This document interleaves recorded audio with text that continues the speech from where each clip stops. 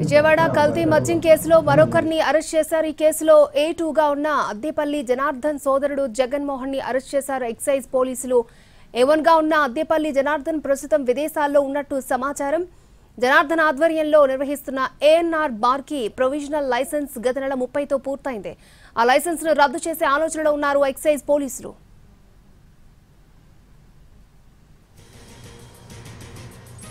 ఏపీలో నకిలీ మద్యం కేసుకు సంబంధించిన మూలాలు విజయవాడ ఇబ్రహీంపట్నంలో బయటపడ్డాయి. A1గా ఉన్న అద్దేపల్లి జనార్దన్ కి సంబంధించిన గౌడంలో పెద్ద ఎత్తున నకిలీ మద్యం స్వాధీనం చేసుకున్నారు. మద్యం తయారీకి వాడే స్పిరిట్ తో పాటు ఖాళీ మద్యం బాటిళ్లను అధికారులు సీజ్ చేశారు.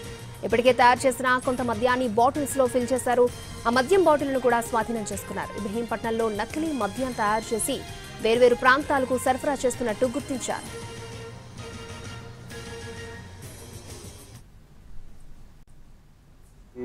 లిక్కర్ స్పిరిట్ తీసుకొచ్చి అందులో ఏదైతే అక్కడ మాల్ట్ ఇవన్నీ కలిపి క్యారమిల్ కలిపి బ్లెండ్ తయారు చేస్తున్నారో అటు తయారీ బాటిల్స్లో నింపడానికి తయారీగా ఉన్న బ్లెండ్ని మనం ఒక 95 క్యాన్స్లో ఒక్కొక్క దాంట్లో 35 లీటర్లు చొప్పున ఉన్నవి సీజ్ చేయడం జరిగింది. టోటల్ 3,325 లీటర్లు మనం క్యాన్స్లో ఉన్నవి లిక్కర్ని సీజ్ చేశాము. ఈ కల్తీ మద్యాన్ని ఈ బాటిల్స్లో మరియు ఈ క్యాన్స్లో ఉన్న లిక్కర్ మద్యాన్ని.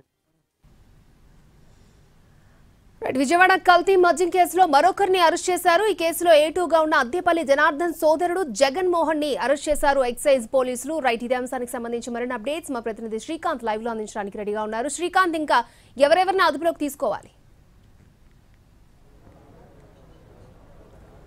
ఏపీలో నకిలీ మద్యం తయారీ కేసుకు సంబంధించి ఒక కీలక అరెస్ట్ అయితే ఇవాళ విజయవాడలో జరిగింది.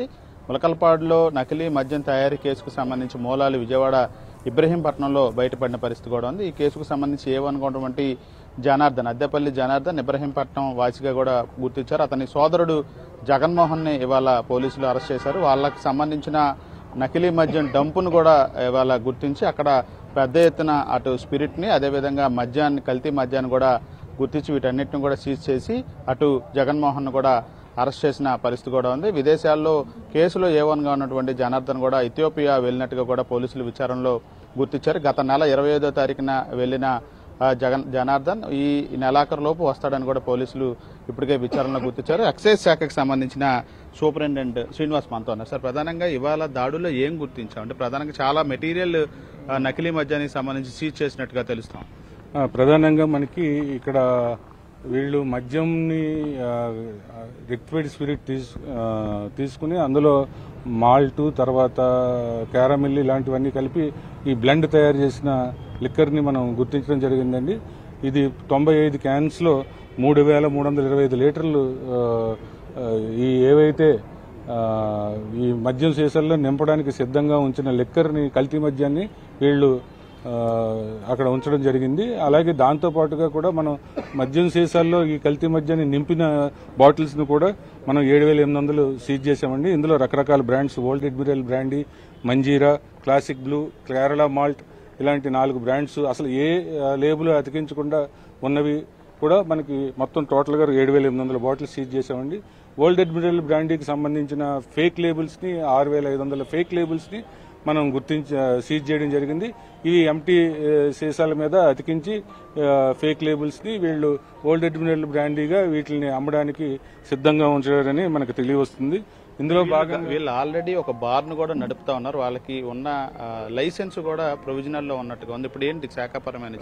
ఇతను యాక్చువల్ గా A1 ఎవరైతే జనార్దన్ రావు ఉన్నారో విదేశాల్లో ప్రస్తుతం ఆయన ఉన్నారో ఆయనకి మన ఇబ్రహీంపట్నంలో ఒక bar ANR bar and restaurant అని ఉంది. అతను అది ఇంకా ప్రొవిజనల్ లైసెన్స్ ఇవ్వడం గత నెల 18వ తారీఖున అతను ప్రొవిజనల్ లైసెన్స్ తీసుకోవడం జరిగింది. ఇంకా అతనికి రెగ్యులర్ లైసెన్స్ మనం ఇవ్వలేదు. అతను కొన్ని డాక్యుమెంట్స్ కూడా సబ్మిట్ చేయాల్సి ఉంది. మొదటి విడత ఆక్షన్ మనం లాటరీకి వెళ్ళినప్పుడు అతను పార్టిసిపేట్ చేయలేదు. రెండో విడతలో అతను పార్టిసిపేట్ చేసి తీసుకోవడం జరిగింది. అతనికి ఇప్పుడు ఎవరైతే ఈ జనార్దన్ రావు దానికి లైసెన్సీగా ఉన్నారు ఈ బార్ను కూడా మనం లైసెన్స్ రద్దు చేయడానికి మనం చర్యలు తీసుకుంటున్నాము. ఆల్రెడీ మనం అది ప్రొవిజనల్ లైసెన్స్ కూడా ఇది సమయం ముగిసింది. దాన్ని మనం ఎప్పుడైతే అన్నమయ్య జిల్లాలో ఇతను కేసులో ఉన్నారని తెలియగానే ఇది కూడా మనం మూసివేయడం జరిగింది. అంటే ములకలపాడులో ఈ నకిలీ మద్యం తయారీ అక్కడ జరిగింది, ఇప్పుడు విజయవాడలో డంపు బయటపడింది. అంటే ఇంకా ఎక్కడెక్కడ ఉన్నాయి అనేది అనుమానాలు ఉన్నాయి. అంటే ఆదాయానికి సంబంధించి తక్కువగా ఉన్న చోట్ల ఏ విధంగా చేస్తున్నారు అనే దాని మీద ఏమన్నా ఫోకస్ పెట్టామా? ఏ ప్రాతిపదికగా ఇప్పుడు నకిలీ మద్యం రాష్ట్ర వ్యాప్తంగా ఉండే అంశం మీద ఫోకస్ పెట్టాము ఎక్సైజ్ డిపార్ట్మెంట్? ఇప్పుడు ఆల్రెడీ మనకి కొన్ని చోట్ల ఎక్కడైతే కొంతమంది లైసెన్సీలు వీటికి పాటలు పడుతున్నారో రాష్ట్ర వ్యాప్తంగా అక్కడక్కడ ఈ నకిలీ మద్యం కేసులు పట్టుకోవడం జరిగింది. ఈ గత 2-3 నెలలుగా చాలా చోట్ల డిటెక్ట్ చేయడం జరిగింది. ఇప్పుడు అన్నమయ్య జిల్లాలో డిటెక్ట్ చేసిన తర్వాత లీడ్ మనకి ఇక్కడ కూడా జరగొచ్చనే లీడ్ మనకి దొరికింది. సో మనం ఇక్కడ చేసాము. అలాగే అక్కడ కానీ ఇక్కడ కానీ ఎక్కడైనా మనకి వేరే జిల్లాల్లో లీడ్స్ ఉంటే కనుక మనం అక్కడ జిల్లా వాళ్ళతో షేర్ చేసుకోవడం జరుగుతుంది. అలాగే మేము కూడా వాళ్ళ మీద ఎవరైతే ఇంకా దీంట్లో ఫర్దర్గా ఇన్వాల్వ్ అయినారో వాళ్ళందరి మీద కూడా కేసులు బుక్ చేయడం జరుగుతుంది. ఎందుకంటే ఇది ఒక పార్ట్ ఇక్కడ మనకు దొరికింది. ఇందులో స్పిరిట్ ఎక్కడి నుంచి వస్తుంది, ఫేక్ లేబుల్స్ ఎక్కడి నుంచి వస్తున్నాయి, ఫేక్ క్యాప్స్ ఎక్కడి నుంచి వస్తున్నాయి, ఈ బాటిల్స్ సప్లయర్ ఎవరు, ఇవన్నీ కూడా మనం ఇందులో ఇన్వెస్టిగేట్ చేసి ఇవి మళ్ళీ వాళ్ళు ఇంకెవరికన్నా సప్లై చేస్తున్నారా, ఈ ఎవరైతే రా మెటీరియల్స్ ఇవన్నీ సప్లై చేస్తున్నారో వాళ్ళు ఇంకెవరికన్నా సప్లై చేస్తున్నారా, అలాంటి డీటెయిల్స్ అన్ని 1 by 1 మనకి ఇక్కడ ఉన్న పరిస్థితుల్లో మనకి జగన్ అనే వ్యక్తి ఎవరినైతే మనం A2ని అరెస్ట్ చేశామో జనార్దన్ రావు బ్రదర్ని, అతను మనకి చెప్పే సమాచారం ప్రకారం ఈ వివరాలన్నీ వాళ్ళ అన్నయ్య అయిన జనార్దన్ రావుకి తెలుస్తాయని చెప్తున్నాడు అతను. మనం కూడా మన సమాచారం మనం సేకరిస్తున్నాం. ఈ ఎవరైతే ఇందులో ఇన్వాల్వ్ అయ్యారో వాళ్ళందరినీ తీసుకున్న తర్వాత ఈ వేరే జిల్లాలకి ఎక్కడైనా వీళ్ళ అకంప్లిసెస్ కానీ వీళ్ళకి తెలిసిన వాళ్ళు కానీ వీళ్ళు ఎవరికన్నా వీళ్ళు సపోర్ట్ చేయడమా, లేకపోతే రా మెటీరియల్ సప్లయర్స్ ద్వారా వేరే జిల్లాలకు కూడా ఏమన్నా వాళ్ళు సప్లై చేస్తున్నారా, ఇవన్నీ కూడా మనం ఇన్వెస్టిగేషన్. ఇప్పటి వరకు మద్యం అమ్మిన ఆనవాళ్ళు ఏమన్నా గుర్తించామంటే అది తాగితే కూడా కొంత ప్రమాదకరం, ఎందుకంటే గుర్తించిన మద్యానికి తేడా ఉంటుంది. ఇప్పుడు వరకు మనం ఏమి గుర్తించలేదండి. ఇప్పుడు మనం జస్ట్ ఈవేళ మనం సీజ్ చేసాము. సీజ్ చేసిన తర్వాత అవంతా తీసుకొచ్చి ఇవన్నీ సాగ్రిగేట్ చేయడం జరిగింది. అతను కూడా ప్రాథమికంగానే విచారణ చేశాము. ఇంకా ఫర్దర్ ఇంటరాగేషన్ చేయాల్సి ఉంది. వీళ్ళు ఏమేమి చేశారు ఏంటనేది మీకు మళ్ళీ రేపటికల్లా పూర్తి సమాచారంతో మీకు తెలియజేస్తాం. Investigation will be very transparent. ఎవరైతే రివీల్ చేయకూడని డీటెయిల్స్ ఉంటే మా ఇన్వెస్టిగేషన్కి అడ్డం రానివి మీకు అన్ని చెప్పడం జరుగుతుంది.